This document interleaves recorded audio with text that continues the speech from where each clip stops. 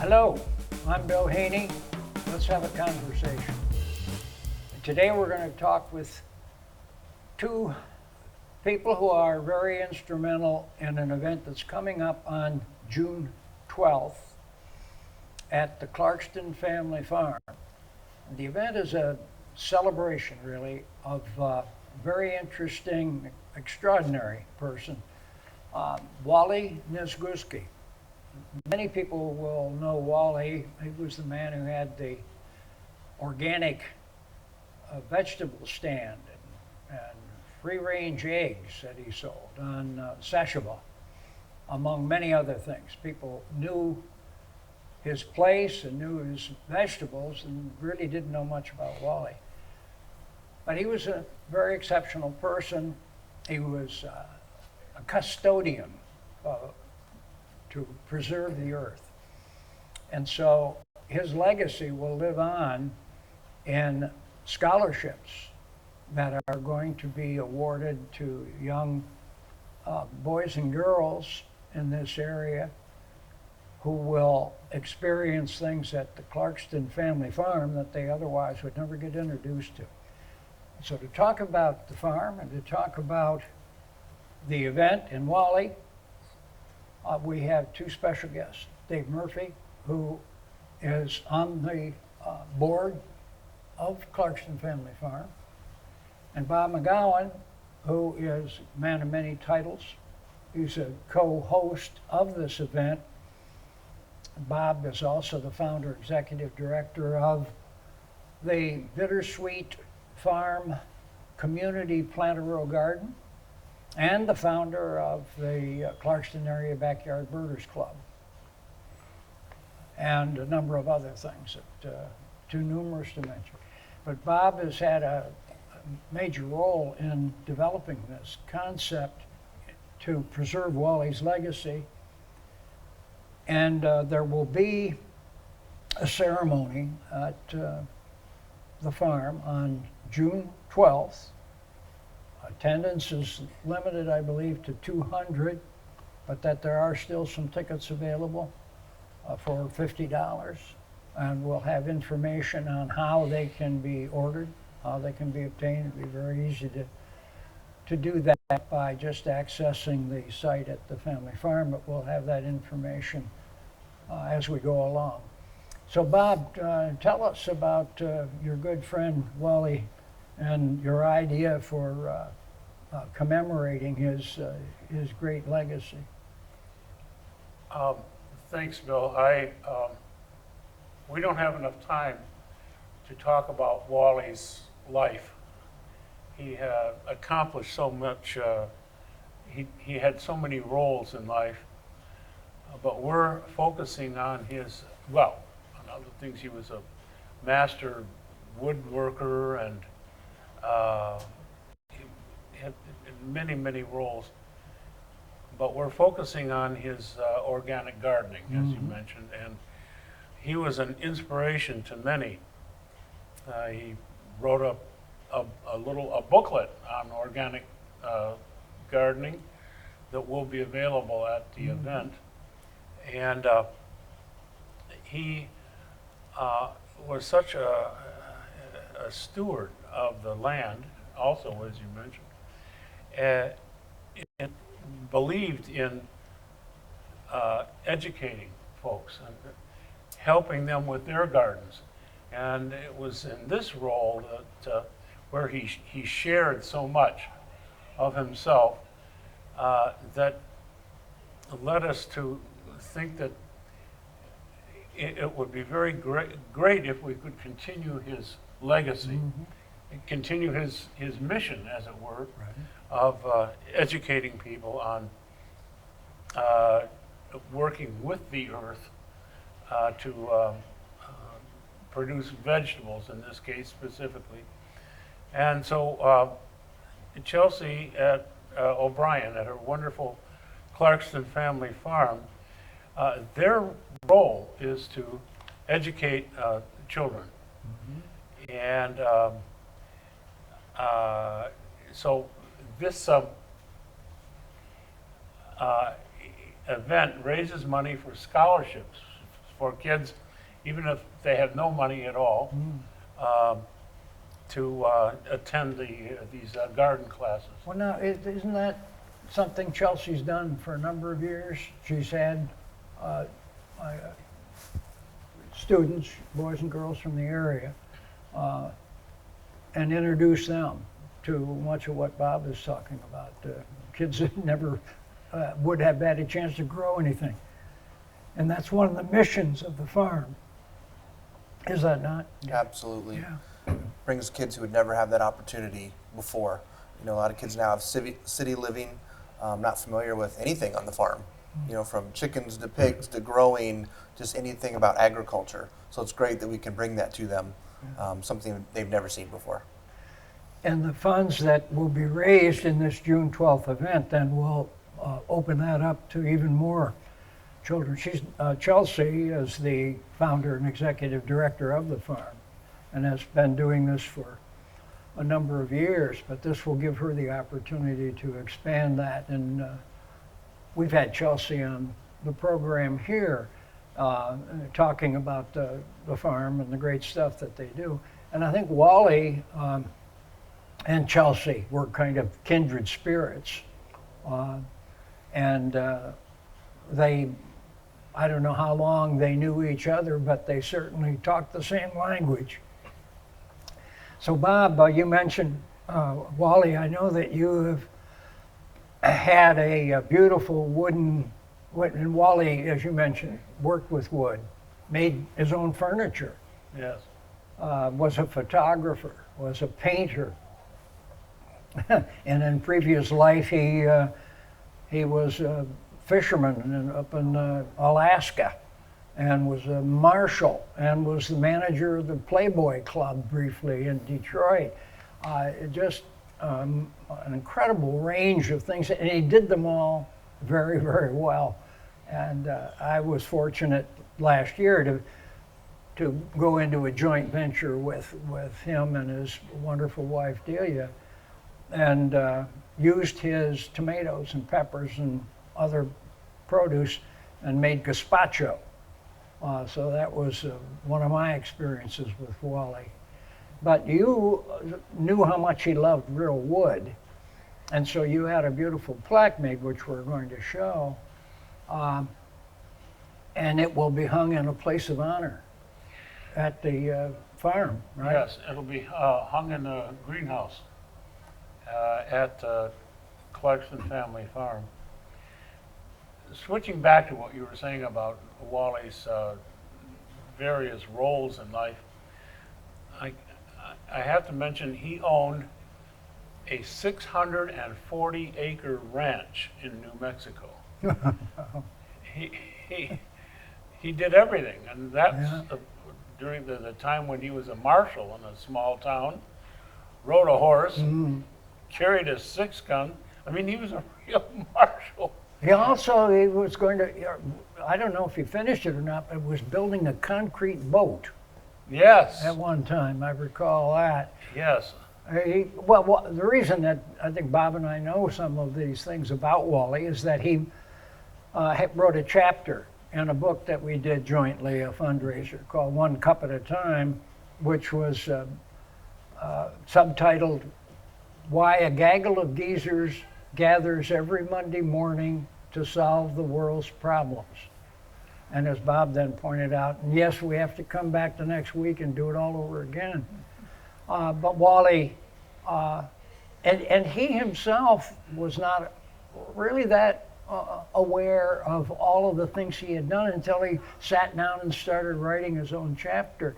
I know one thing he did was to, I think in Texas, to go around and gather used x-rays and then process them down to get the silver out of the x-rays.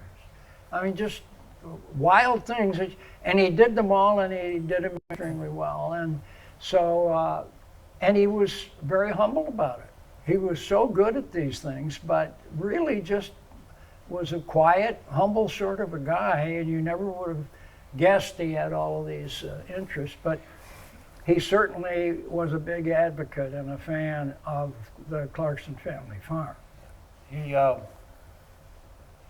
he was extraordinary in so many ways. He went to college on a football scholarship, and he was an art major in college. That's a combination you don't see You often. don't see that too darn often. Yeah, And he's a very accomplished artist. Yeah.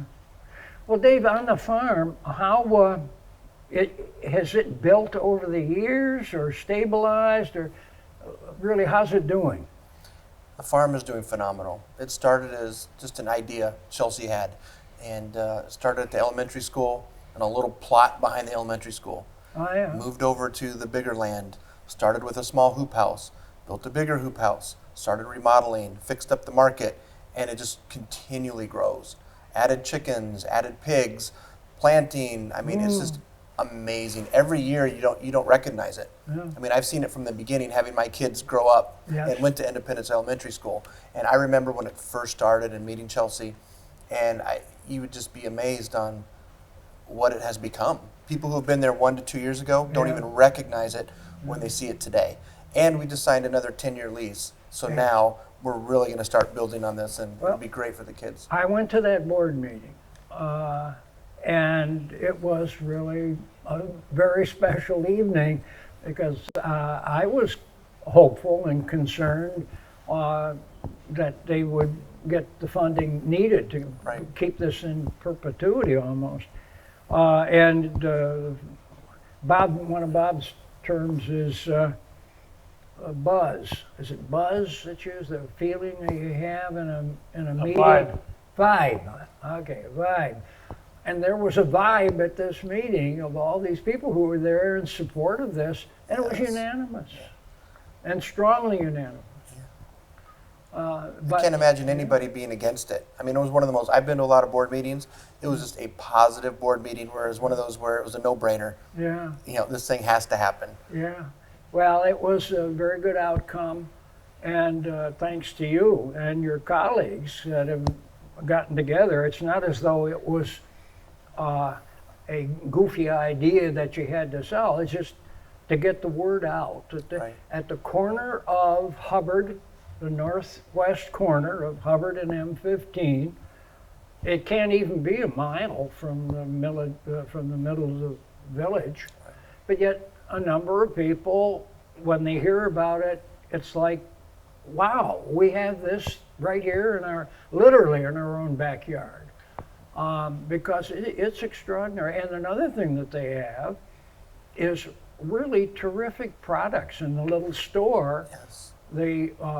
And much of it is locally made, or in the state anyhow, and you can't get it anywhere else. The salsa, for example, that I buy, and other odds and ends, and fresh vegetables and berries and things like that, potatoes. The pickles, we have beef. I Yeah. mean, some of the stuff is the best you can taste. And we also do our CSA baskets. So, I mean, every week you can walk in, and I love doing it. Every week it's like a surprise. You get this big basket, and you got, food, fresh vegetables, Yeah. Eggs, milk, everything. The eggs come straight from our farm. Well, speaking of it's that, these are some of the things that people are going to see at the June 12th event, Yes. but many others. There's going to be, I think, a 25-man, woman, person band, professional Yes. music. Chelsea, by the way, is herself a professional singer, and I understand is going to sing a special song in recognition of Wally. And Bob has arranged to have a silent auction with many things donated, and it happens that I saw one of Wally's beautiful paintings that Delia has had framed that will be in the silent auction, along with many other really nice items. There'll be door prizes. A lot of the businesses and organizations in the community are participating in this. And there are going to be tours for many of the people that will be coming. Haven't done the tour yet at the farm. Right. So I think it's going to be an enjoyable, enlightening, educational experience. Should be a real good time. People will have a lot of fun. It's just quite something. We have this, we call it heavy hors d'oeuvres, which is Yes. actually quite a The food will be splendid good, I'm luncheon. sure. Good eats, and so it'll be a fun afternoon. Spirits and beverages too. Yeah. will be served. Actually, you say afternoon. Yes, I understand there are going to be quite a range of beverages. But it's an interesting time, and it should work out quite well. Give people the rest of the day to do other things, but it starts at 11 in the morning and runs till 2 in the afternoon. And the parking, there's ample parking, although not right at the site, at the store, but at the school. And it's just yards across the grass to Short the walk. greenhouses, yeah. And if people need help and can't walk that far, they can be dropped off right up At the in front front. entrance. Yeah. So I think you've thought of everything, Bob. Yeah, we call it a brunch gala or a festive brunch. Unusual, but it should be just a wonderful time. And the great thing about it too is that it's going for such not just a good cause, but a couple of them. One is to establish and perpetuate the legacy of a really nice man who did good things and cared about people and cared about the earth. That's Wally. But then also the farm itself is special. I was thinking whether you could use the word, Bob's favorite Latin expression, sui generis or sui generis or something like that, one of a kind. Or whether there are others, but as far as I can tell, there are not many things to match the Clarkston area, the Clarkston family farm. Well, it's interesting to me that a lot of people moved, including my wife and me, moved to Clarkston to get kind of closer to nature. And but we've seen Clarkston develop so much that nature keeps kind of moving away. Yeah. Well, Chelsea has brought it back in to have a wonderful center and focus on nature that's, I feel, is very important in kids' development. Well, Dave, you've been a part of that Yes. evolution and development, haven't you? Yeah, and seeing how many kids go through the program almost on a daily basis, year round, it's just amazing. The camps we do, the camps sell out sometimes within hours.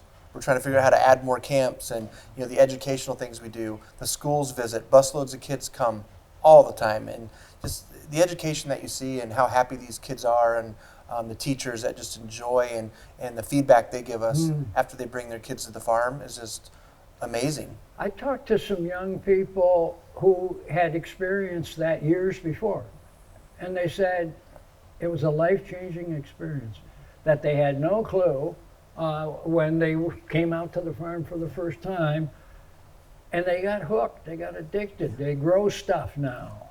Well, and we run, we use so many volunteers.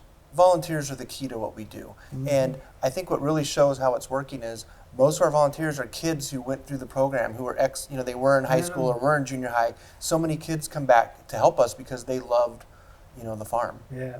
Well, it's a wonderful thing that Chelsea's been doing, and Bob is a neighbor around the corner on Allen Road with Bittersweet Farm, which is where the community plant a rural garden is. And Wally helped counsel Bob there, and not just counsel, did help do some of the work. Yes. And Bob has had the neighborly relationship with the farms. So this all kind of came together, and I'm really glad that you did it, Bob, and had the idea, and that you and Chelsea are making it possible for people to experience this wonderful facility that we have, and to understand better about the contributions and the legacy of Wally. And so we'll provide the information of how people can access that and reserve tickets while there's still some left. And we look forward to seeing our viewers join us on June the 12th, 11 o'clock, Clarkston area, Clarkston Family Farms. And I want to thank Bob McGowan and I want to thank Dave Murphy very much for coming in today and having this conversation. And I hope our viewers will tune in to the next conversation with Bill.